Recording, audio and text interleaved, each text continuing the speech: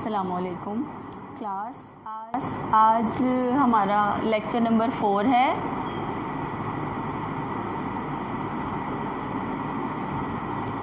Chapter number 15 homeostasis.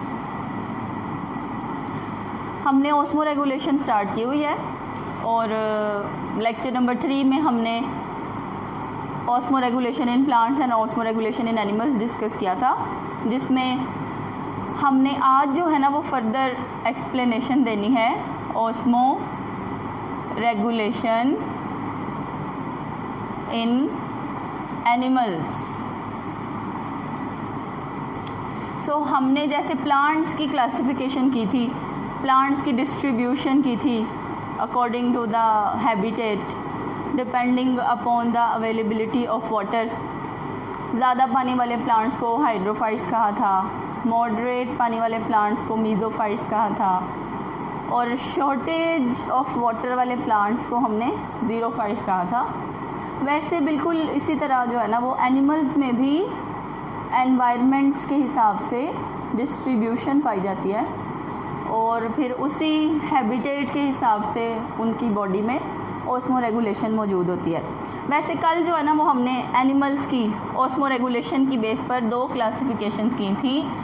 एक थे हमारे पास ऑस्मो कन्फर्मर्स जो अपने एनवायरनमेंट के साथ आइसोटोनिक रहते हैं, और एक हैं हमारे पास ऑस्मो रेगुलेटर्स जो कि अपनी बॉडी के सॉल्ट्स और वाटर की कंसंट्रेशंस को रेगुलेट करते हैं। सो आज जो हमारा टॉपिक है वो है osmo regulation in different environments के हिसाब से हमने एनिमल्स को जो है ना वो क्या करना है, डिस्ट्रीब्यूट करना है, और फिर हमने उनकी ऑस्मो रेगुलेशन पढ़नी है। अब हमारे पास एनिमल्स जो है ना वो 3 तरह के एनवायरनमेंट्स में रहने वाले हैं। एक हैं हमारे पास मेराइन वाटर, नमक वाले पानी में रहने वाले। एक हैं हमारे पास फ्रेश वाटर, साफ़ पानी में रहने वाले, और एक हैं जी हमारे पास टेरेस्ट्रियल, खुश्की पर रहने वाले। तो देखें एनिमल्स की क्लासिफिकेशन की हमने on the basis of their environment. कुछ एनिमल्स जो हैं वो सॉल्टेड वाटर वाले हैं, मेराइन वाटर, कुछ एनिमल्स जो हैं वो फ्रेश वाटर वाले हैं, और कुछ जो हैं वो खुश्की वाले हैं जो टेरेस्ट्रियल एनवायरनमेंट में रहते हैं, खुश्की पर रहते हैं। ये दोनों पानी वाले हैं, और पानी आगे से 2 तरह का है, एक मोर कंसनट्रेटेड, एक लेस कंसनट्रेटेड। सो इनकी बुनियाद पर जो है ना वो हमने अब ऑस्मो रेगुलेशन पढ़नी है कि कैसे डिफरेंट एनवायरनमेंट्स में एनिमल्स ऑस्मो रेगुलेशन करते हैं और अपनी बॉडी को अपने एनवायरनमेंट के मुताबिक सरवाइव करवाते हैं। सबसे पहले ऑर्गेनिज्म कौन से हैं? मेराइन वाटर वाले। अब जैसा कि हमें पता है कि एनिमल्स 2 तरह के हैं। एक कौन से? ऑस्मो कन्फर्मर्स जो अपने एनवायरनमेंट के हिसाब से आइसोटोनिक रहते हैं, चेंज नहीं करते, और एक हैं ऑस्मो रेगुलेटर्स जिन्हें रेगुलेट करना पड़ता है एनवायरनमेंट के हिसाब से। सबसे पहले हम मेराइन वाटर में रहने वाले इनवर्टिब्रेट्स के बारे में पढ़ते हैं। कल भी मैंने एग्जांपल्स में बताया था, लेक्चर नंबर 3 में आपको मैंने बताया था एग्जांपल्स ऑस्मो कन्फर्मर्स की, जिसमें मैंने आपसे कहा था कि इनवर्टिब्रेट्स जो हैं वो ज़्यादातर अपने एनवायरनमेंट के साथ आइसोटोनिक होते हैं। उन्हें अपनी इंटरनल ऑस्मोटिक कंडीशंस को एक्सटर्नल ऑस्मोटिक कंडीशंस के साथ चेंज नहीं करना होता, वो जैसा एनवायरनमेंट है वैसे ही होते हैं। नंबर 2, कुछ मेराइन वाटर में रहने वाली फिशेस जैसा कि हैग फिशेस भी अपने सॉल्टेड एनवायरनमेंट के साथ आइसोटोनिक होती हैं।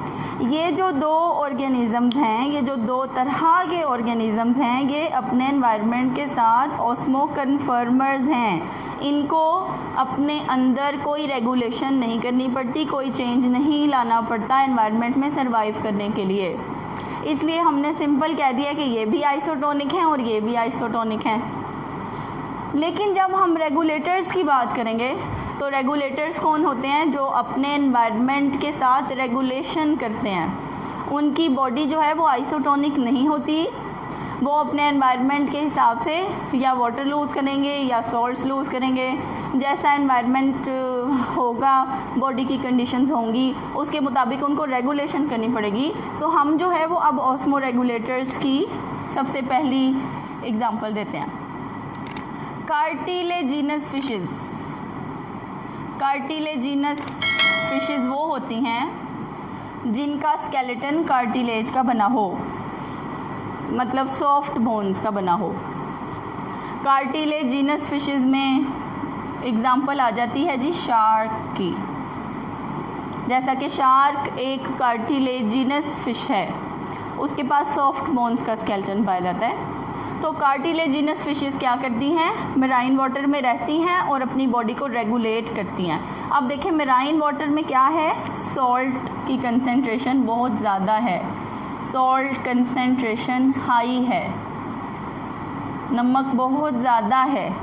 तो कार्टिलेजिनस फिशेस क्या करती हैं? उन्हें इतने सॉल्ट की ज़रूरत नहीं है, दैट्स वाई वो एक्सक्रीट करती हैं salts through gills.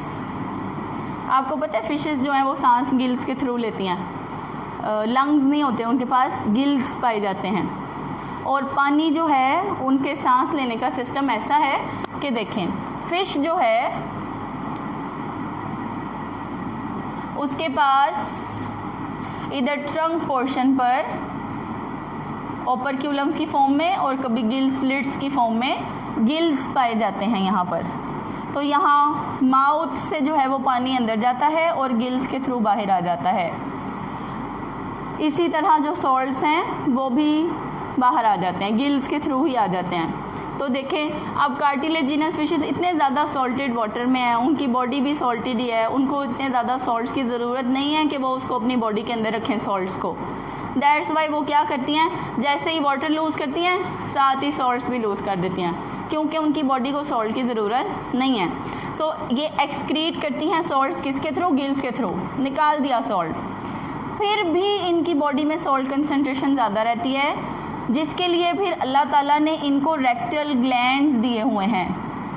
Rectal glands के थ्रू भी ये क्या करती हैं? सॉल्ट्स को एक्सक्रीट करती हैं। सॉल्ट्स की एक्सक्रीशन फिर भी इनको करनी पड़ी है। दो एडॉप्टेशंस इनके पास मौजूद हैं जिनसे ये क्या करती हैं? सॉल्ट्स को अपनी बॉडी से निकाल देती हैं, उसको get rid of salts from their body, क्योंकि उनकी बॉडी में इन सॉल्ट्स की ज़रूरत नहीं है। सो ये हमारे पास थी कार्टिलेजिनस फिशेस, और ये हैं जी हमारे पास सोल्यूट्स की रेगुलेशन। और वाटर जो है उसको क्या करती हैं? अपनी बॉडी में रिटेन करके रखती हैं, ताकि पानी जो है वो बॉडी की ज़रूरियात को पूरा करे और सॉल्ट्स जो हैं वो बॉडी से रिमूव हो जाएं। पानी जो है वो अपनी बॉडी में रखती है जितनी इसको ज़रूरत हो, और सॉल्ट्स को क्या करती है? ज़्यादा से ज़्यादा अपनी बॉडी से बाहर निकाल देती हैं। ये हैं हमारे पास कार्टिलेजिनस फिशेस, और ये है जी इनकी osmo regulation, that is regulation of salts and water. अब दूसरी टाइप्स की फ़िश जो कि ऑस्मो रेगुलेटर्स हैं और वो मेराइन वाटर में रहती हैं, वो कहते हैं जी बुक में सम फिशेस, कुछ मछलियाँ ऐसी भी हैं जो कि लोअर सॉल्ट कंसंट्रेशन अपनी बॉडी में मेंटेन कर सकती हैं। मतलब ऐसे ही जैसे इन्होंने किया है, एक्सक्रीट कर दिए सॉल्ट्स, गिल से भी कर दिए, रेक्टल ग्लैंड से भी कर दिए। ये भी फिशेस जो हैं ये अपने अंदर किसी ना किसी एडॉप्टेशन के थ्रू सॉल्ट्स की कंसंट्रेशन कम रख सकती हैं, लेकिन उससे क्या होता है कि बार बार सॉल्ट्स बॉडी में आते हैं, बार बार इनको रिमूव करने पड़ते हैं। तो ये जो है ना वो उसका एक परमानेंट सोल्यूशन इनके पास मौजूद है अडॉप्टेशन की फॉर्म में, और वो अडॉप्टेशन ये है कि ये अपनी बॉडी में यूरिया रिटेन कर लेती हैं, ताकि इनकी बॉडी में सॉल्ट कंसंट्रेशन जो है वो ज़्यादा रहे। लेकिन यूरिया जो है ना वो बड़ा डैमेजिंग भी हो सकता है बॉडी के लिए, तो फिर इस यूरिया से बचने के लिए भी उनके पास एक एडॉप्टेशन है। ये अपनी बॉडी में एक केमिकल प्रोड्यूस करती हैं, ट्राई मिथाइल अमाइन ऑक्साइड। ये ट्राई मिथाइल अमाइन ऑक्साइड जो है ना, ये डाइजेशन के दौरान प्रोड्यूस होने वाला एक प्रोडक्ट है जो कि नॉर्मली बॉडी एक्सक्रीट आउट कर देती है बॉडी से, लेकिन ये फिशेस क्या करती हैं, इस ट्राई मिथाइल अमाइन ऑक्साइड को अपनी बॉडी में रिटेन करके रखती हैं, क्योंकि ये जो केमिकल है ये यूरिया से होने वाले नुकसानात से बचाता है। ये केमिकल नॉर्मली ऑर्गेनिज्म की बॉडी में प्रोड्यूस होता है लेकिन निकाल दिया जाता है, पर ये फिशेस इस केमिकल को बाहर नहीं निकालती, ये इसको अपनी बॉडी में ही रखती हैं क्योंकि इन्होंने यूरिया रिटेन किया हुआ है। यूरिया अपनी बॉडी में क्यों रखा है, ताकि इनकी बॉडी हमेशा के लिए हाइपरटोनिक हो जाए as compare to the external environment. आपको पता है कि मटीरियल हमेशा ज़्यादा से कम मिकदार की तरफ मूव करता है। अब देखें एक्सटर्नल एनवायरनमेंट में सॉल्ट ज़्यादा है और फिश के पास सॉल्ट कम है, तो सॉल्ट जारी बात है बार बार फिश के अंदर की तरफ मूव करेगा, उसके इंटरनल एनवायरनमेंट की तरफ मूव करेगा। तो फिश क्या करती है, परमानेंट सोल्यूशन ये निकाल लेती है कि वो अपनी बॉडी की सॉल्ट्स की कंसंट्रेशन बाहर के एनवायरनमेंट से, ये देखें ये है पानी का सॉल्ट्स और ये हैं जी फिश के सॉल्ट्स, तो वो अपनी बॉडी को हाइपरटोनिक कर लेती है, बाहर के एनवायरनमेंट से भी ज़्यादा हाइपरटोनिक कर लेती है, ताकि ना बार बार सॉल्ट अंदर आए और ना ही उनको बार बार उसको निकाल के अपनी एनर्जी वेस्ट करनी पड़े। दैट्स वाई वो उसका परमानेंट अडोप्टेशन उनके पास मौजूद है। अल्लाह ताला ने उनको ये फंक्शन दिया हुआ है जो वो परफॉर्म करती हैं, और क्या करती हैं, यूरिया रिटेन कर लेती हैं, एक्सटर्नल एनवायरनमेंट से ज़्यादा हाइपरटोनिक हो जाती हैं, सॉल्ट्स बाहर से अंदर एंटर नहीं हो सकते, और फिर यूरिया के इफेक्ट से बचने के लिए वो ट्राई मिथाइल अमाइन ऑक्साइड भी अपनी बॉडी में प्रोड्यूस करती हैं ताकि यूरिया उनको डैमेज ना कर सके। सो ये दूसरी टाइप की फिश हैं जो कि ऑस्मो रेगुलेशन कर रही हैं, किसमें, मराइन एनवायरनमेंट में। अब हमारे पास जो है ना वो तीसरी तरह के ऑर्गेनिज्म है। कुछ बोनी फिशेस के बारे में हम बात करने लगे हैं। बोनी फिशेस कौन सी होती हैं, जिनका स्केलेटन बोन्स का बना हो। ये भी क्या हैं, रेगुलेटर्स हैं। अब बोनी फिशेस जो जिनकी वो बात कर रहे हैं ना, वो कह रहे हैं कि ये बोनी फिशेस जो है ना ये डिसेंडेंट्स हैं किनकी, फ्रेश वाटर ऑर्गेनिजम्स की। अक्सर जो है ना वो आपने ये सुना होगा कि दरिया जो हैं वो समंदरों में आके गिरते हैं, तो अब दरियाओं में तो फ्रेश वाटर होता है। अब देखिए जब दरिया आते हैं समंदरों में तो फिर साथ कुछ मछलियाँ भी आ जाती हैं, तो ये वो वाली फिशेस हैं जिनके एंसेस्टर फ्रेश वाटर में रहने वाले थे।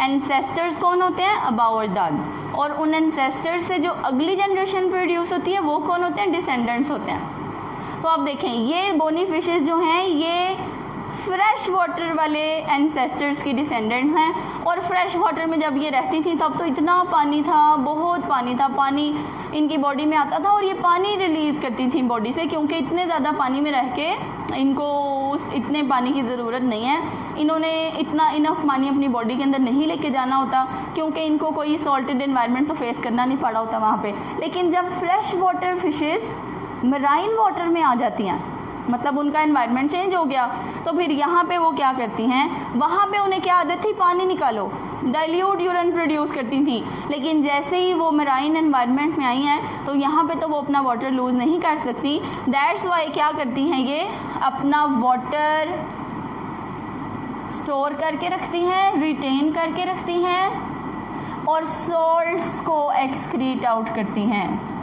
Through gills. Salts excrete out through gills।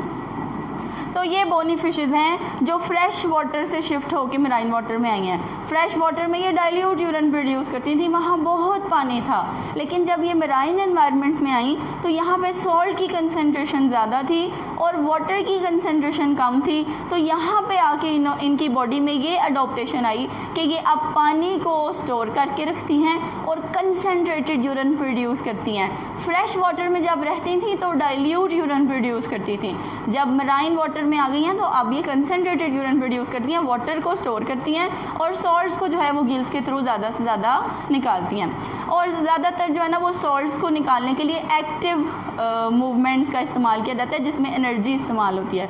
Fishes जो हैं वो एनर्जी इस्तेमाल करके सॉल्ट्स को अपनी बॉडी से रिमूव करती हैं। सो ये जो है ना ये हमारा फर्स्ट एनवायरनमेंट था।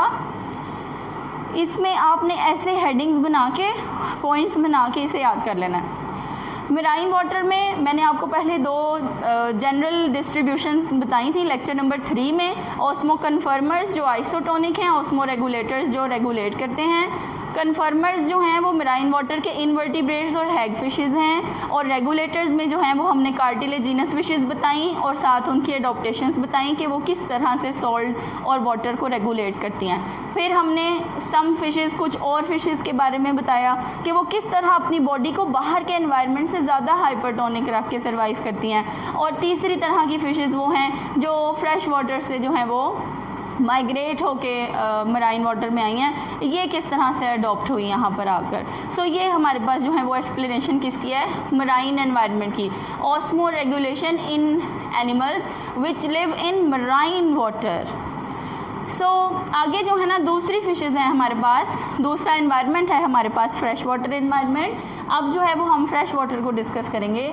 फ्रेश वाटर मतलब जिसमें सॉल्ट की कंसंट्रेशन कम है। आपने ऑर्गेनिज़म्स के नाम सुने होंगे यूनिसेलुलर ऑर्गेनिज़म्स में, जैसा कि अमीबा, पैरामीशियम, यूग्लिना। ये वो ऑर्गेनिज़म्स हैं जो फ्रेश वाटर में पाए जाते हैं। अब देखें फ्रेश वाटर है, वाटर की अवेलेबिलिटी बहुत ज़्यादा है, तो अगर हम अमीबा का थोड़ा सा रिकॉल करें, फर्स्ट ईयर में जो है वो हमने पढ़ा है, अमीबा जो है वो अपनी मेम्ब्रेन के थ्रू वाटर और फूड अंदर लेके जाता है। जब फूड अंदर जाती है तो फिर पानी भी अंदर चला जाता है। अब इस फूड की ज़रूरत है अमीबा को, लेकिन इस पानी की ज़रूरत नहीं है, क्योंकि ऑलरेडी पानी उसके एनवायरनमेंट में बहुत ज़्यादा है, तो उसको उसे इनटेक करने की ज़रूरत ही नहीं है। तो ये क्या करता है, ये फूड को डाइजेस्ट कर लेता है, फिर इस फूड को जो है ना वो कैनाल्स बना के अपनी बॉडी में ट्रांसपोर्ट कर देता है। फूड जब बॉडी में चली जाती है तो फिर जो एक्स्ट्रा वाटर और वेस्ट मटेरियल होता है उसको बॉडी से बाहर निकाल दिया जाता है, एक्सक्रीट आउट कर दिया जाता है। ये प्रोसेस कहलाता है एंडोसाइटोसिस का, और ये प्रोसेस कहलाता है एक्सोसाइटोसिस का। इसी तरह जो है ना वो ये एनिमल जो हैं वाटर के भी छोटे छोटे वैक्यूल्स बनाते हैं। देखें जिन वैक्यूल्स में फूड होती है उन्हें हम फूड वैक्यूल्स कहते हैं, और जिन वैक्यूल्स में वाटर होता है उन्हें हम कॉन्ट्रैक्टाइल वैक्यूल्स कहते हैं, कॉन्ट्रैक्टाइल वैक्यूल्स। तो ये जो पानी इनटेक करते हैं कॉन्ट्रैक्टाइल वैक्यूल्स बना के स्टोर कर लेते हैं और फिर दूसरी मेम्ब्रेन के थ्रू उसको बाहर निकाल देते हैं, क्योंकि इनको इतने ज़्यादा पानी की ज़रूरत नहीं है। तो अगर हम फ्रेश वाटर ऑर्गेनिज़म्स में इन सिंपल ऑर्गेनिज़म्स की बात करें तो वो क्या करते हैं, कॉन्ट्रैक्टाइल वैक्यूल्स बना के पानी को अपनी बॉडी से रिमूव कर देते हैं, क्योंकि उन्होंने इसको अपनी बॉडी में इस्तेमाल नहीं करना। उसके अलावा अगर हम फ्रेश वाटर में रहने वाली फ़िशेस की बात करें तो ताज़े पानी में रहने वाली मछलियाँ क्या करती हैं, डाइल्यूट यूरिन प्रोड्यूस करती हैं। सिंपल है, ज़्यादा पानी है तो ज़्यादा निकालेंगी, ज़्यादा पानी निकलेगा तो यूरिन क्या होगा, डाइल्यूट होगा। अगर यूरिन में पानी कम और सॉल्ट ज़्यादा हो तो वो कंसनट्रेटेड होता है, अगर यूरिन में पानी ज़्यादा हो और सॉल्ट कम हो तो वो डाइल्यूट यूरिन होता है। तो ये फिशेस क्या करती हैं, सिंपली डाइल्यूट यूरिन प्रोड्यूस करती हैं। अब फ्रेश वाटर में सॉल्ट की कंसनट्रेशन तो बहुत कम है, बहुत कम क्वांटिटी में सॉल्ट्स पाए जाते हैं उसमें, क्योंकि वो पीने के काबिल पानी है, उसको पिया जा सकता है। तो पीने वाले पानी में मिनरल्स और सॉल्ट्स की क्वांटिटी इतनी ज़्यादा नहीं होती। तो ये सॉल्ट्स की कंसनट्रेशन को पूरा करने के लिए क्या करती हैं, ईट सॉल्टेड फूड, नमक वाली फूड जो है ना वो ले लेती हैं। मतलब पानी में से वो फूड लेती हैं जिसमें सॉल्ट्स पाए जाएं, या फिर जो है ना वो इनकी बॉडी मीन्स के इनकी स्किन और इनके गिल्स, जब फ्रेश वाटर फिशेस के गिल्स में से पानी गुजरता है, माउथ से एंटर होता है और गिल्स में से गुजरता है, तो ये सॉल्ट्स को यहाँ पर एब्जॉर्ब करके संभाल लेती हैं। दो तरीके मैंने बताए हैं, एक तो वो सॉल्ट की कंसंट्रेशन कैसे पूरी करेंगी, सॉल्टेड फूड लेके, और दूसरा वो क्या करेंगी, अपनी स्किन और अपनी गिल्स के थ्रू जो पानी के अंदर कुछ सॉल्ट्स हैं उनको एब्जॉर्ब करके अपनी बॉडी की सॉल्ट रिक्वायरमेंट्स पूरी कर लेंगी। सो ये जो दो ऑर्गेनिजम्स हैं हमारे पास दो तरह के, ये फ्रेश वाटर एनवायरनमेंट के हैं और ये इनके एडॉप्टिव फीचर्स हैं। इन ऑर्गेनिजम्स ने, छोटे ऑर्गेनिजम्स ने, सिंपल ऑर्गेनिजम्स ने कॉन्ट्रैक्टाइल वैक्यूल बना के ऑस्मो रेगुलेशन की, और फिशेस ने क्या किया, डाइल्यूट यूरिन प्रोड्यूस करके, सॉल्टेड फूड ईट करके और अपनी स्किन और गिल्स के थ्रू सॉल्ट एब्जॉर्ब करके ऑस्मो रेगुलेशन की। सो ये जो है वो हमारे पास एक्सप्लेनेशन थी फ्रेश वाटर की। Now we are going towards the terrestrial environment. अब देखें टेरेस्ट्रियल एनवायरनमेंट क्या है, खुश्क एनवायरनमेंट है। खुश्क एनवायरनमेंट, खुश्क मतलब ज़मीन वाला एनवायरनमेंट, जहाँ पे धूप जब ऑर्गेनिजम्स के ऊपर पड़ती है तो इवेपोरेटिव लॉस होता है, इवेपोरेटिव लॉस ऑफ वाटर। ले जी, हम बात करने लगे हैं टेरेस्ट्रियल एनवायरनमेंट की। यहाँ पर सबसे ज़्यादा होने वाला प्रोसेस क्या है, evaporation, for the sake of cooling, ठंडक लेने के लिए, क्योंकि सूरज जो है वो बहुत ज़्यादा गर्मी प्रोड्यूस कर रहा होता है टेरेस्ट्रियल एनवायरनमेंट पे। तो हमारी बॉडी क्या करती है, इवेपोरेशन करके, और भी एनिमल्स जो खुश्की पे रहते हैं उनकी बॉडी भी इवेपोरेशन करके अपनी बॉडी को कूलिंग इफेक्ट देती है। सो ये जो इवेपोरेटिव कूलिंग से होने वाला लॉस ऑफ वाटर है, यही सबसे बड़ा प्रॉब्लम है जी खुश्की पे। इसी के लिए हम ऑस्मो रेगुलेशन करते हैं, और हम हर तरह के जो हैं वो खुश्की वाले ऑर्गेनिज्म डिस्कस करते हैं। जैसा कि सबसे पहले हम स्टार्ट करते हैं जी इंसेक्ट्स को, यानी कि आर्थ्रोपोड्स को डिस्कस करते हैं। आर्थ्रोपोड्स हमारे पास इंसेक्ट्स का फाइलम है। आर्थ्रोपोड्स को अल्लाह ताला ने बॉडी के ऊपर वैक्सी क्यूटिकल दी होती है, वैक्स वाली क्यूटिकल। आपने कभी कॉकरोच देखा है, देखा ही होगा। कॉकरोच जो है ना, उसकी बॉडी जो है वो बड़ी शाइनी नज़र आती है, जो उसका मरून सा कलर होता है ना वो बड़ा शाइनी नज़र आता है, क्योंकि उसकी बॉडी के ऊपर एक वैक्स की लेयर है जो कि उसकी बॉडी से इवेपोरेटिव लॉस ऑफ वाटर को डिक्रीज़ करती है। इवेपोरेशन के थ्रू जो पानी लूज हो जाता है उसको कम करती है। अब देखें, आर्थ्रोपोड्स को इवेपोरेटिव लॉस ऑफ वाटर से बचाने के लिए वैक्सी क्यूटिकल अल्लाह ताला ने दी है। उसके अलावा अगर हम और ऑर्गेनिजम्स की बात करें तो हमारे पास जैसे एम्फीबियंस हैं, जैसे रेप्टाइल्स हैं, एम्फीबियंस जैसे फ्रॉग हो गया, रेप्टाइल्स जैसे लिजर्ड्स हो गए, इनकी बॉडी भी जो है ना वो अडॉप्टेड है कि ये भी इवेपोरेटिव लॉस ऑफ वाटर से अपने आप को बचाते हैं। जिनमें से अभी फ़िलहाल जो है वो मैं आपको रेप्टाइल्स के बारे में बताने लगी हूँ। रेप्टाइल्स के पास जो है ना वो क्या पाई जाती है, keratinized skin. Keratinized skin, keratin जो है वो एक प्रोटीन है जो कि लिजर्ड्स, क्रोकोडाइल्स, एलिगेटर्स और इस फाइलम्स, इस क्लास से बिलोंग करने वाले जितने भी ऑर्गेनिजम्स हैं, जिनमें से कॉमनली हम इनको ही जानते हैं, लिजर्ड को, क्रोकोडाइल को, एलिगेटर्स को और टर्टल्स को, कछुए। तो ये जो एनिमल्स हैं ना, इनकी बॉडी के ऊपर एक हार्ड केराटिनाइज्ड स्किन मौजूद है जो कि इनकी बॉडी से पानी को लूज़ होने नहीं देती, और ये क्या करते हैं, ऑस्मो रेगुलेशन कर सकते हैं इतने ज़्यादा हार्श एनवायरनमेंट में जहाँ पर गर्मी है, पानी की डेफिशिएंसी भी हो जाती है। तो ये दूसरी तरह की एडॉप्टेशन है जो रेप्टाइल्स वगैरह के पास पाई जाती है। अब तीसरे तरह के जो ऑर्गेनिजम्स हैं उसमें हम डेजर्ट एनिमल में से एक की बात कर लेते हैं। डेजर्ट एनिमल है जी हमारे पास कैंगरू रैट। कैंगरू रैट, अब कैंगरू रैट जो है वो डेजर्ट एनिमल है और वो डेजर्ट में रहता है और उसको भी पानी की बहुत ज़्यादा डेफिशिएंसी होती है। तो वो उस पानी की डेफिशिएंसी को पूरा करने के लिए इस तरह की फूड लेता है जो मॉइस्ट हो और जिसमें कार्बोहाइड्रेट्स की कंसंट्रेशन ज़्यादा हो। सीड्स खाता है वो। कैंगरू रैट क्या करता है, फूड इस तरह की इस्तेमाल करता है जो मॉइस्ट हो और जिसमें कार्बोहाइड्रेट्स बहुत ज़्यादा क्वांटिटी में मौजूद हों। जैसा कि हमारे पास डेट्स, खजूर जो है, डेट्स जो हैं, खजूरें जो हैं, उनमें कार्बोहाइड्रेट्स की क्वांटिटी बहुत ज़्यादा होती है। कार्बोहाइड्रेट C6H12O6, इस कार्बोहाइड्रेट को जब हम ऑक्सीजन की प्रेजेंस में तोड़ते हैं तो इससे कार्बन डाइऑक्साइड, वाटर और एनर्जी प्रोड्यूस होती है। एनर्जी जो है वो एक्टिविटीज़ परफॉर्म करने के लिए यूज़ कर ली जाती है और पानी जो है वो बॉडी के अंदर स्टोर कर लिया जाता है। तो ये पानी बॉडी के अंदर स्टोर करके फिर इसी से ऑस्मोरेगुलेशन की जाती है। सो डेजर्ट एनिमल्स में हमारे पास एग्जांपल किसकी है? कैंगरू रैट की, जो कि फूड इस तरह की लेते हैं जो कि कार्बोहाइड्रेट से रिच हो। अब देखें, ये जितने भी तरीके मैंने आपको बताए हैं ये सब एनिमल्स ने ऑस्मोरेगुलेशन करने के लिए यूज़ किए हैं और इस एबिलिटी को हम क्या कहते हैं? एनहाइड्रोबायोसिस। टेरेस्ट्रियल ऑर्गेनिजम्स क्या करते हैं? एनहाइड्रोबायोसिस करते हैं।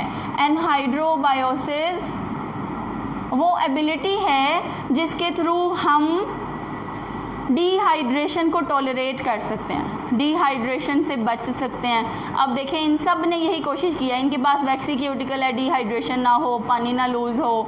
रेप्टाइल के पास केराटिनाइज स्किन है ताकि पानी ना लूज़ हो। डेजर्ट एनिमल्स कैंगरू रैट जो हैं वो फूड इस तरह की कंज्यूम करते हैं कि उनकी बॉडी के अंदर पानी की डेफिशिएंसी ना हो।